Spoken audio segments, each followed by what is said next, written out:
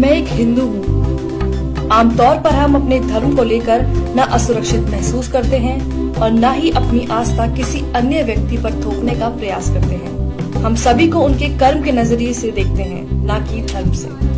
लेकिन आजकल मेरे समाज और मेरी धार्मिक भावनाओं को ठेस पहुंचाना कुछ लोगों की आदत बन गई है। इंडिया की पहली प्लास्टिक सर्जरी इंडिया में हुई है, पता है किसकी? गणेश की। मैं मान गया कि पहली प्लास्टिक सर्जरी आपने करी है, इंडिया में हुई है, तो ठीक से तो कर लेते।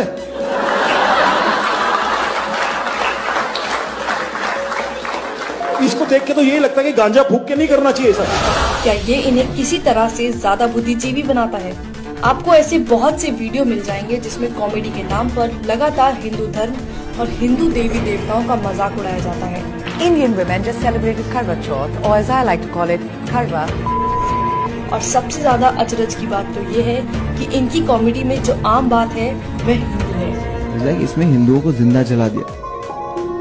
That's bad. मरने के बाद जलाते ना।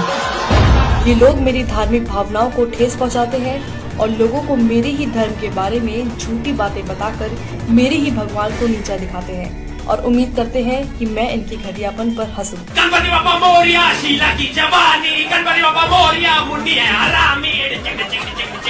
At one point we just start banging our nipples for some reason. मेरा भगवान आया 1.5 दिन के लिए, मेरा भगवान आया 3 दिन के लिए, बाजू वाले का 5 दिन के लिए, बाहर के मंडली का 7 दिन के लिए। पता नहीं है क्या है इन लोगों को। पहले मुझे लगता था कि ये लोग मोदी सरकार के खिलाफ हैं और उनका विरोध कर रहे हैं, लेकिन अब मेरे साथ साथ बहुत से लोगों को ये पता चल चुका है कि ये लोग सरकार के साथ साथ मेरे धर्म को भी नीचा दिखाने की मंशा रखते हैं। एक पवित्र विश्वास को खत्म करना चाहते हैं। मेरे विश्वास और गर्व को नीचा दिखाकर खुद की मान्यताओं को ऊंचा करना चाहते हैं। कॉमेडियन सुरलीन कौर इस्कॉन को मानने वालों की तुलना पॉर्न से कर रही है। आप सबको मैं बता दूं, बेशक हम सब इस्कॉन वाले हैं, पर अंदर से सब हरामी पॉर्न वाले हैं। सुरलीन इस वीडियो में ऋषि मुनियों को अपमानित करने का कोई मौका नहीं छोड़ती है, उन्हें वासना से भरा हुआ बताती है। सबसे ध्यान लगा के जो चीज की जाती है वो है मेडिटेशन। मैं नहीं मानती, क्योंकि जितनी ध्यान लगा के हम फोन देखते हैं शायद कोई दूसरा काम करते होंगे। सुरलीन कहती हैं कि संस्कृत का इस्तेमाल करके ऋषि मुनियों ने अपने बड़े बड़े कांड छुपाए हैं। धन्य हो हमारे ऋषि मुनि जिन्होंने थोड़ी सी संस्कृत यूज करके अपने बड़े बड़े कांड छुपाए हैं। कामा ये सब सुनना किसी मानसिक उत्पीड़न से कम नहीं है। कॉमेडियन मुनव्वर फारूकी खुलेआम मंच से भगवान राम और माता सीता के लिए अभद्र भाषा का इस्तेमाल कर रहा है।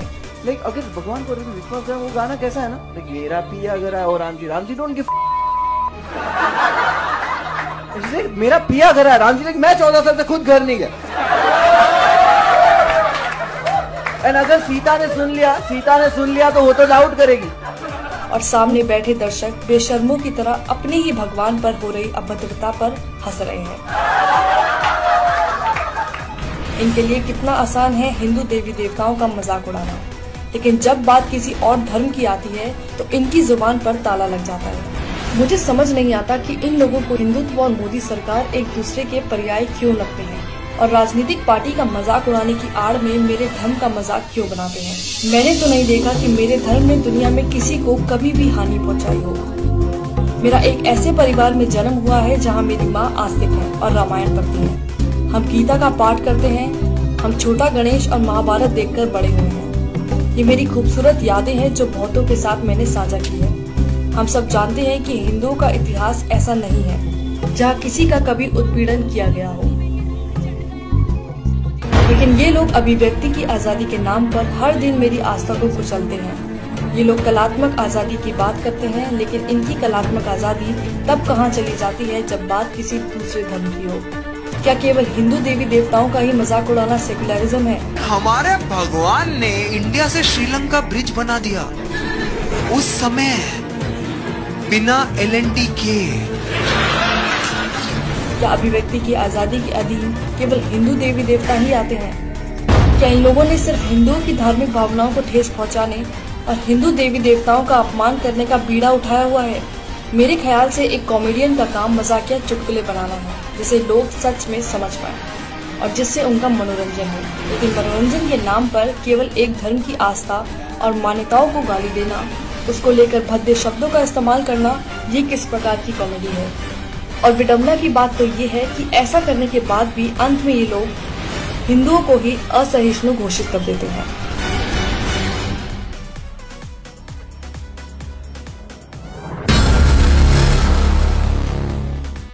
– 2015 में सलमान खान की मूवी बजरंगी भाईजान आई, जिसमें इंडिया को नैरो माइंडेड, कंजर्वेटिव और डिस्क्रिमिनेटिंग दिखाया गया। वहीं दूसरी तरफ पाकिस्तान को ओपन माइंडेड और नॉन डिस्क्रिमिनेटिंग दिखाया गया। उस मूवी को देखने के बाद IIM अहमदाबाद के एक प्रोफेसर ने एक रिसर्च टीम तैयार की। उस रिसर्च टीम ने 1950s से लेकर 2010s तक के बॉलीवुड मूवीज का एनालिसिस किया। उस एनालिसिस के कुछ पॉइंट्स ये हैं। 74% of those films presented the Sikh community as laughable. 58% of the corrupt politicians had a Hindu Brahmin last name. 62% of corrupt businessmen had a Vaishya last name. चलो ठीक है, सारे ही communities को बुरे लाइट में दिखाया, लेकिन नहीं। The hypocritical thing is that 84% of Muslims in the films were shown as strongly religious and honest. और अगर किसी को क्रिमिनल दिखाया भी गया तो ये दिखाया गया कि भाई दिल का सबसे अच्छा है। फिर उस रिसर्च टीम ने ऐसे 20 बॉलीवुड फिल्म्स को एनालाइज किया जो पाकिस्तान में बेस्ड थे, यानी मूवी की सेटिंग पाकिस्तान में थी। In 18 of those 20 films, Pakistan was projected as open-minded, welcoming and courageous. चलो ठीक है, किया, लेकिन उन्हीं मूवीज में इंडियंस को नैरो माइंडेड, अनवेलकमिंग और कंजर्वेटिव दिखाया गया। ये वही बॉलीवुड है जिसमें गुंडे, मवाली और अंडरवर्ल्ड के लोगों को तिलक लगाए हुए दिखाया जाता है। वहीं दूसरी तरफ मास मर्डरर्स और कन्विक्टेड क्रिमिनल्स को ग्लोरीफाई और ग्लैमराइज किया जाता है। अब आप बोलोगे कि क्या यार, मूवीज आर फॉर एंटरटेनमेंट, ज्यादा मत सोचो। जी नहीं। फिर उसी रिसर्च टीम ने स्कूल्स में एक सर्वे कंडक्ट किया और उस सर्वे से ये पता चला कि 94% बच्चे ये मानते हैं कि बॉलीवुड की स्टीरियोटिपिकल रिप्रेजेंटेशन ऑथेंटिक है। उसी रिसर्च ने ये भी बोला कि रीसेंट डेकेड्स में हिंदूज को स्टीरियोटाइप करना और भी ज्यादा बढ़ गया है। अभी रिसेंटली बॉलीवुड में एक टर्म को बहुत ही एफिशिएंसी से मार्केट किया जा रहा है, हिंदू टेरर। अनुराग कश्यप, जिसने सेक्रेड गेम्स में हिंदूज की धज्जियां उड़ाई हैं, उसने इस टर्म को ट्वीट भी किया था in a public display of his Hindu phobia. वहीं दूसरी तरफ बॉलीवुड की सेलिब्रिटी प्रियंका चोपड़ा के प्रोड्यूस्ड शो क्वांटिको में अमेरिका में एक टेरर अटैक के पीछे रुद्राक्ष पहनने वाले हिंदू को दिखाया गया। Quantico was a show specially made for Priyanka Chopra and produced by her. So please, it was in her control to say yes or no to that script. Priyanka defamed the very country that gave her all the love and made her famous. Unfortunately, even she turned out to be Hindu-phobic. मैं इन so-called Bollywood celebrities से सिर्फ एक question पूछना चाहता हूँ। Name one terror attack that has been carried out by people of the Hindu community across the globe. सब जानते हैं कि इंडियन कम्युनिटी पूरे ग्लोब में फैली है और इनमें से मेजॉरिटी हिंदूज ही हैं। तो इनसे किसी देश को प्रॉब्लम क्यों नहीं हुई? क्या पेरिस अटैक्स हिंदूज ने करवाए थे? यूरोप में रेप्स और मास शूटिंग्स हिंदूज कर रहे हैं? किस हक से अनुराग कश्यप ये बोल रहा है कि Hindu terror is increasing?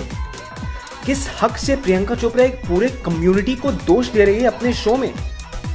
In fact, when Afghanistan was destroyed by invasions, it was India, a Hindu majority nation, who built a parliament for Afghanistan. And mind you, Afghanistan is a country with 99.7% Muslims. So please don't say India is Islamophobic. Hindus are just against forceful conversions, love jihad and terror, which are not depicted in so-called shitty Bollywood films. You just cannot keep targeting one innocent community just because it is tolerant and stays silent. Yes, rape is horrific and the recent Kathua case is being investigated.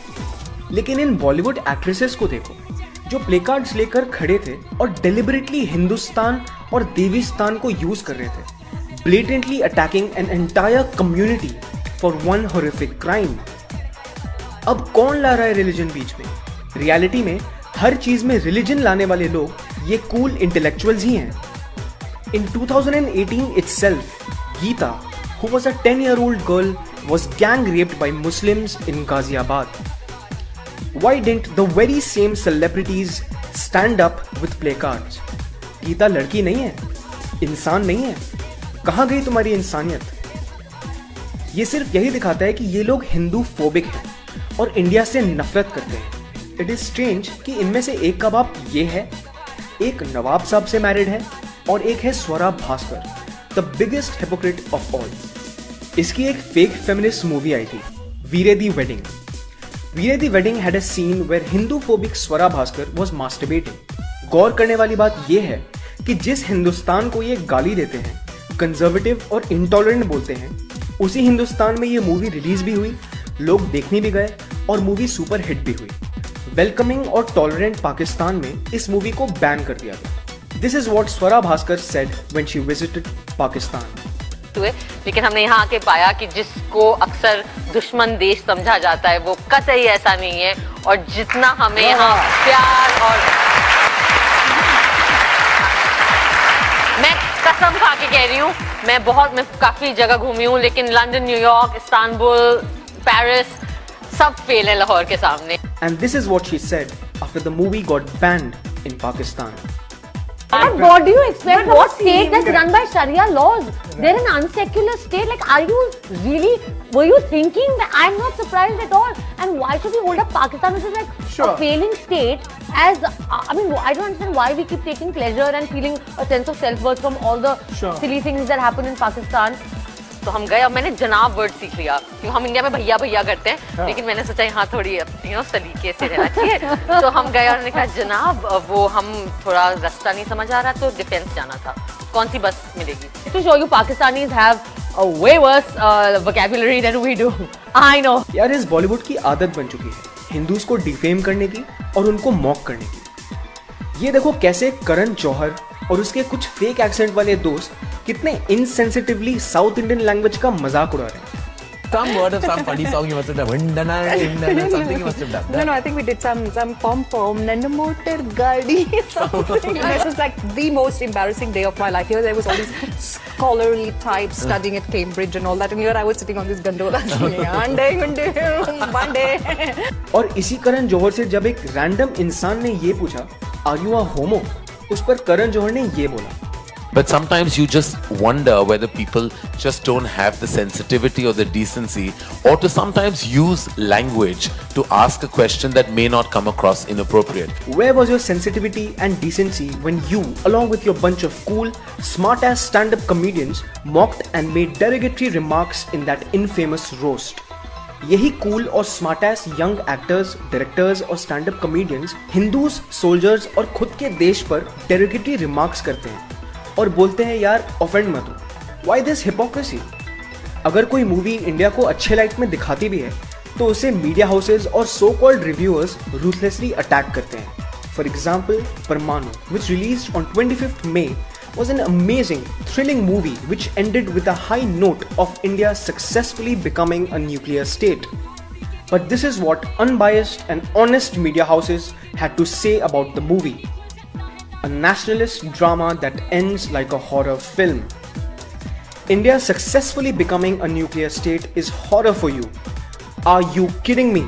लोग इस blatant anti-India sentiment को tolerate कर रहे हैं. They are being allowed to say such things. और फिर भी ये चिल्लाते रहते हैं India is intolerant. भाई, India intolerant होती तो कोई ये भी नहीं बोल सकता था कि India intolerant है. अभी हाल ही में रावण के डायरेक्टर की एक मूवी आ रही है, मुल्क, starring none other than होगा.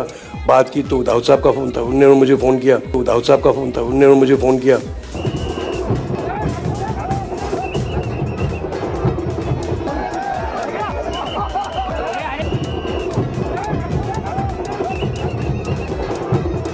उसके प्रेस कॉन्फ्रेंस में तापसी पन्नू ने ये कहा, लेकिन तापसी के लिए ये तब डिस्टर्बिंग बिल्कुल भी नहीं था जब हिंदू टेरर को मार्केट किया गया, हिंदुस्तान को रेप से एसोसिएट किया गया, वही हिंदुस्तान जिसकी मेजॉरिटी पॉपुलेशन हिंदू है और जो तापसी के फिल्म्स को देखती है और पैसा और प्यार देती है। और तो और फिल्म के डायरेक्टर ने उसी प्रेस कॉन्फ्रेंस में एक बहुत ही डम्ब, इग्नोरेंट और बायस्ड बात बोली। End of the day what I want to say is so ये 92 93 हो गया, फिर ये सिलसिला खत्म हो गया। 93 में बंबई में बॉम्ब ब्लास्ट हो गए, वो उसका पूरा केस जो चला वो चला, आप देख ही रहे हैं। 2002 तक एक बड़ा कांड हुआ गुजरात में, जिसके बाद शांति हो गई थी। हिंदू मुसलमानों ने डिसाइड कर लिया था भाई जिंदगी is way tougher than this conflict, so they started dealing with life. But past few years it has changed again, it is taken a new form. मतलब 2002 में एक बड़ा कांड हुआ और उसके बाद सब पीसफुल था, और अब अचानक से पिछले 4 सालों में हिंदू टेरर ने देश को हिला कर रख दिया। तो शायद डायरेक्टर साहब 2008 में रावण की डिजास्टर स्क्रिप्ट लिखने में बिजी थे, क्योंकि 2008 में 26/11 अटैक्स हुए थे, जिसने इंडिया को ही नहीं पूरे दुनिया को हिला कर रख दिया था। उसका क्या डायरेक्टर साहब, जब अटैक्स हुए थे तो हमारी पुलिस और आर्मी वालों ने ही सिविलियंस की जान बचाई थी, टेररिस्ट्स को पकड़ा था, शहीद भी हुए थे। उस वक्त तो किसी बॉलीवुड सेलिब्रिटी ने AK-56 जैसे मास डिस्ट्रक्टिव वेपन से देश को नहीं बचाया। सिविलियंस को बचाने ये सेलिब्रिटीज क्यों नहीं आए? अपने बिल में घुसकर क्यों छिपे थे? ओ हाँ, आजकल तो सियाचिन के जवानों का मजाक उड़ाना बहुत कूल बन चुका है ना। क्यों आएंगे लोग, क्यों आएंगे ये कूल हिंदूफोबिक सेलिब्रिटीज लोगों को बचाने? Where is the fake feminist Swara Bhaskar now when the Hindu community is being labeled as Hindu terror? इनके बारे में विवेक अग्निहोत्री ने ये बात काफी सही बोली। तो आप अगर अर्बन नक्सल्स की लीडर हैं तो आपको एक जिम्मेदारी से बोलना चाहिए, क्योंकि आपकी आइडियोलॉजी कुछ भी हो, भले हिंदुस्तान के टुकड़े करने की हो, पर आपकी आइडियोलॉजी तो है, तो आप उसको रिस्पॉन्सिबिलिटी से करें। और ये इसलिए मैं इनको फेक फेमिनिस्ट बोलता हूं क्योंकि ये लोग लोगों को प्रवोक करने का काम करती हैं, सिर्फ सोशल मीडिया में पॉपुलैरिटी गेन करने के लिए। अगर इन्हें वाकई वुमेन एम्पावरमेंट की चिंता हो तो कोई लिख ही नहीं सकता, हिंदुस्तानी व्यक्ति तो लिख ही नहीं सकता, मैं गारंटी कर सकता। और रही बात कि यार ये बॉलीवुड आखिर क्यों हिंदूफोबिक है, इसका रूट कॉज क्या है, आखिर क्या बिगाड़ा है भारत ने इनका? तो इस पर Rajiv Malhotra, who is working hard to expose the breaking India forces and uncovering Hinduphobia in our education system, उन्होंने बहुत ही सटीक आंसर दिया। Why is the Indian left so against Hinduism? उनका क्या मोटिव है? If you can answer that, it's the same kind of people. Why is the Indian left so anti-Hindu? Partly it's ideological. The Charavaks were not with bad motive. They were convinced of some point of view. I mean, not everybody is born in a certain way and has the grace to understand things the way we understand it. So some of it is ideologically they're convinced of something. No, because this education is not intellectual level conviction. आप argue करें उनके साथ वो बहस करते जाएंगे.